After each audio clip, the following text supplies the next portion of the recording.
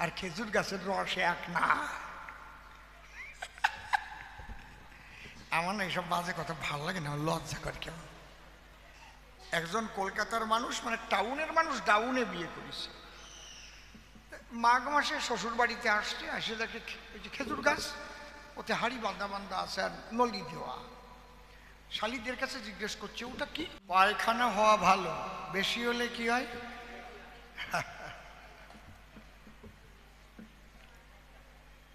বেশি হলে ডায়রিয়া হয়, বেশি কচলালে তিতো হয়। বলে আমার কান্দায় দোষ। তা তুমি যে দ্রৌপদীর ছেলে মরে গেলি, ঘরে যে কান্দিছিলে, তাতে দোষ নাই?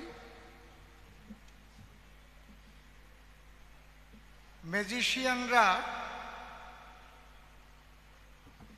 যা দেখায় আপনাদের তাই দেখতে হয়, হয় না? আপনি তো বুঝতেছেন, ওই বলদি তো বোঝে না।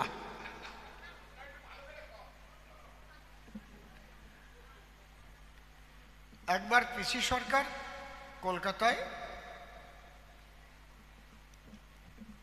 একটা হলের মধ্যে, উনি ঠিক 10টার সময় আসবেন, কথা রয়েছে, উনি সেখানে ম্যাজিক দেখাবেন। পিসি সরকার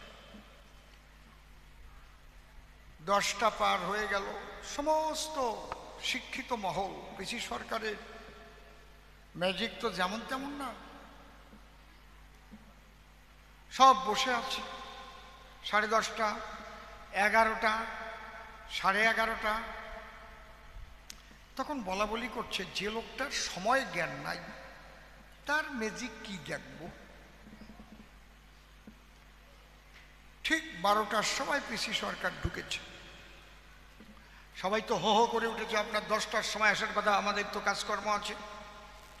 পিসি সরকার বললেন আপনারা দেখুন তো ঘড়িতে কত বাজে। সবার ঘড়ি খুলে দেখে 10টা বাজে।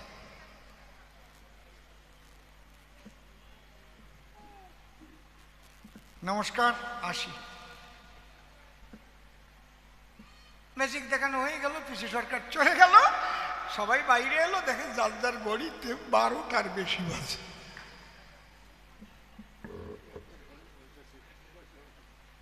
তুমি দেখলে কান্দিছে, কিন্তু আমি তো কান্দি নাই, আমি তো ম্যাজিক দেখাই, সে বোধ তোমার আছে।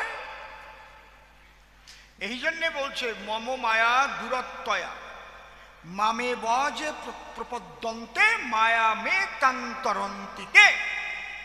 বোঝো, এই কথা কয়ে না। প্রকৃতে ক্রিয়মানানি গুণৈ কর্মাণি সর্বস্ব অহংকার বিমূঢ়াত্মা কর্তা অহমিতি মন্যতে। এই জন্যই গান্ধারী কাঁঠালের আঠাও সাদা, দুধও সাদা। দুধ আর কাঁঠালের আঠা এক না। এক কি? কাঁঠালের আঠা ছাড়াই একটা গ্লাসে ভরে থবেন, কেউ যে দেখবে যে 1 গ্লাস দুধ রয়েছে। কি শালিদের প্রস্রাব আর খেজুর গাছের রস এক না। আমার না এইসব বাজে কথা ভালো লাগে না, লজ্জা করে কেমন। একজন কলকাতার মানুষ, মানে টাউনের মানুষ, ডাউনে বিয়ে করেছে। মাঘ মাসে শ্বশুর বাড়িতে আসছে, আসে দেখে খেজুর গাছ, ওতে হাড়ি বাঁধা বাঁধা আছে আর নলি দেওয়া। শালিদের কাছে জিজ্ঞেস করছে ওটা কি? ও তো দেখে নাই, কলকাতা তো নাই। বলছে ওটা খেজুর গাছ। দিলে শ্বাস, সাউন্ডটা ভিতরে একটু কম আছে, বলছে টপ টপ টপ টপ করে রস পড়ে, বাইরের চোঙটাকেও একটু দাও, একটু চোঙ দাও। চোঙ কেন বন্ধ করে দিয়েছ? তা বলছে এ তো ভালো জিনিস, একটু খাওয়া যায় না? বলে হ্যাঁ, সন্ধ্যার রস খাওয়া, মানে জামাই বাবু যে বলিছে আর কি। এই রাত 8টা বাজে, এই টাইমে ডাক দিয়েছে, আসো জামাই বাবু খাইয়ে যাও। ওরা কাঁচের গ্লাস নিয়ে প্রস্রাব করিয়ে ভরিয়ে দেশে ধরিয়ে নাও খাও। এক ঢোক যেই খাইছে দেখি কোনটা, এ তো নোনতা। এই যে নাকি রস, এখন কচি গাছের রস তো মিঠে ওই এপারে নাই, খাও।